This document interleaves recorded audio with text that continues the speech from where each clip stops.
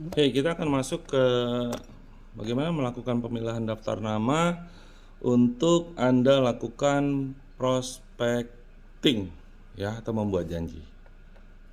Oke, seperti ini. Oke, ini adalah daftar nama yang telah saya buat ya. Jadi seperti contoh saya sudah tuliskan atas nama Agus Supriyatna, kemudian Abang Aji, kemudian Abroy dan lain sebagainya, dan juga sudah ada nomor teleponnya. Nah, kemudian saya sudah lakukan pemilahan ya, yang mana pemilahan tersebentar. Yang mana pemilahannya itu berdasarkan kategori, seperti kategori A ya, kita sudah bahas. Kemudian kategori B, kategori C ya. Kategori A dia pernah punya pengalaman di network marketing. Terus kemudian berbicara tentang kategori B itu berarti dia memiliki keuangan yang cukup, dan kemudian kategori C itu berarti dia memiliki relasi yang cukup kuat. Saya ambil contoh ya, satu di sini ada atas nama beliau. Nah, kemudian saya cek, nah ternyata beliau ini sudah punya pengalaman, saya contreng, bisa ditulis angka 1 juga di situ. Ya, terus kemudian B ini saya contreng karena dia memang punya, ya kalau berbicara keuangan tidak terlalu menjadi masalah. Kemudian di C-nya ini juga saya contreng karena dia punya relasi yang cukup kuat. Nah, ini yang saya buat, dituliskan semua sampai selesai, terus kemudian saya jumlah. Ya, saya jumlah, ini nilainya 6, ini nilainya 5. Dari mana 6, 5? Kalau A ini dia kan A ini dia 1. Oke, A ini dia 1. Terus kemudian B itu dia 2. C dia 3. Ya, berarti di sini A ini 1 ditambah 2 ditambah 3 sama dengan 6. Terus yang B ini dia 2. Ya, B ini dia 2.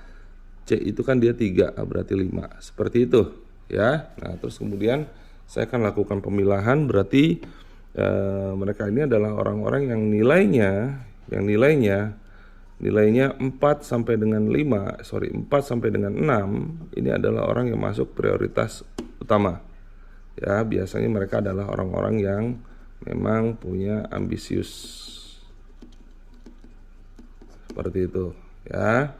Nah, di sini sudah saya pilah. Nah, terus kemudian yang nilainya 1 sampai dengan 3 itu adalah prioritas kedua.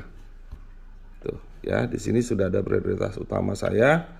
Ya, saya akan mulai melakukan prospecting ya. Ini cukup banyak ternyata kawan-kawan. Ya, prioritas kedua ini. Ya, terus kemudian ini ya, dan sisanya itu di prioritas kedua. Oke, di prioritas pertama itu ada 1, 2, 3, 4, 5, 6, 7, 8, 9, 10, 11, 12, 13, 14. Ada kurang lebih sekitar 14 orang ya, ada 14 orang. Nah, dari 14 orang ini kita akan lakukan prospecting, dan terus kemudian teknik prospectingnya nanti sudah saya kirimkan di link YouTube ya, tinggal. Dan setelah Anda buat, maka Anda kan dapat 14 orang nih ya. Nah, 14 orang yang sudah masuk ke dalam daftar nama prioritas utama. Nah, di sini kan ada lebih enaknya lagi itu dia kan ada kolom A tuh, di mana orang tersebut adalah orang-orang yang dia memiliki pengalaman di bidang ini atau di industri network marketing. Nah, ini sebenarnya kalau orang-orang ini menjadi prioritas utama untuk Anda tawarkan, Anda tidak akan kesulitan. Karena apa? Mereka ini adalah orang-orang yang memang punya pengalaman di industri tersebut ya. Entah mereka akan menjawab, entah saat ini pengalaman mereka apapun lah pengalamannya, tetapi pada prinsipnya mereka sudah tahu bahwa tentang industri multi level marketing. Nah, inilah yang harus jadi target utama Anda untuk Anda melakukan yang namanya prospecting dan membuat janji. Nah, permasalahannya terkadang Anda kebablasan gitu ya, terpancing untuk menjelaskan secara detail ya tentang MLM ya, tentang MLM dan lain sebagainya lah gitu ya, secara lebih detail marketing plan, secara lebih detail produk dan sebagainya. Padahal sebenarnya tugas Anda itu hanya membuat janji, khususnya terhadap orang yang sudah masuk di kategori A ini. Nah, maka langkah selanjutnya kita harus buatkan seperti ini. Oke. Nah, ini ada form yang selanjutan. Form lanjutannya adalah sebagai berikut. Nah, Anda sudah dengarkan materi prospecting untuk membuat janji, kemudian sudah saksikan link video untuk prospecting. Nah, maka mulailah dari orang-orang yang ada di prioritas utama ini. Contoh, setiap hari kita punya goals itu adalah 3 kali melakukan prospecting dan membuat janji. Berarti orang-orang ini nih, ya hari ini bisa Anda lakukan. Nah, mulai Anda lakukan prospecting kepada mereka, dan kemudian jika sudah prospecting berarti Anda sudah lakukan sebanyak 3 kali. Ya, sebanyak 3 kali. Nah, terus kemudian lanjut besoknya lagi, ya ada lagi. Nah, berarti besoknya sudah 3 kali juga. Nah, di hari kedua ternyata karena kesibukan, ada aktivitas, meeting dan lain sebagainya di pekerjaan Anda, akhirnya Anda hanya bisa cuma 1 kali. Maka ini harus dibayarkan di hari keempat, yaitu hari keempat kita presentasi lebih dari 4 kali. Ya, karena hari sebelumnya, berarti ini bukan 4 nih, sorry. Ya, karena 1 kali berarti kurang 2, 3, ini 5. Seperti itu, ya. Nah, ingat goalnya itu adalah 21 kali membuat janji. Oke, membuat janji. Oke.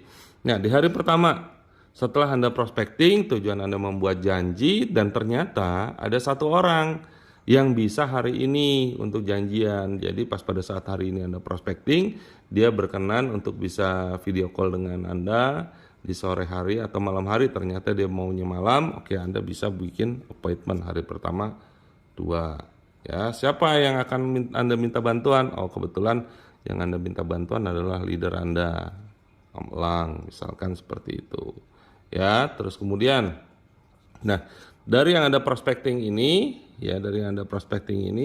ternyata yang 2 orang itu dia hanya bisa di besok, ya di hari kedua itu besoknya. Karena hari pertama dia bisa, tapi yang 2 orang lagi sisanya ini bisa besok. Nah, maka dia akan masuk di hari kedua.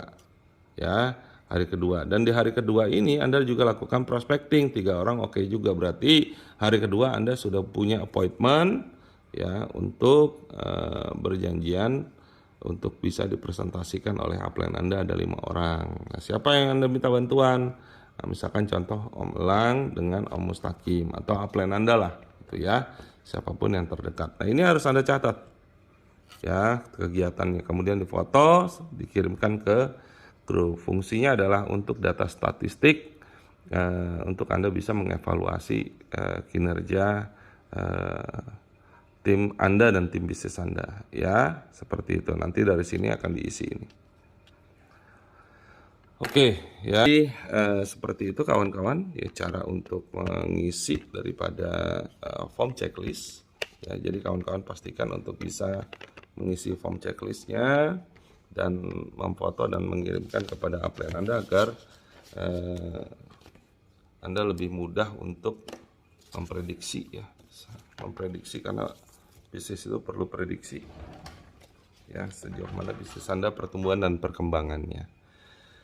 Oke, terima kasih. Mudah-mudahan bermanfaat. One more, 1 billion.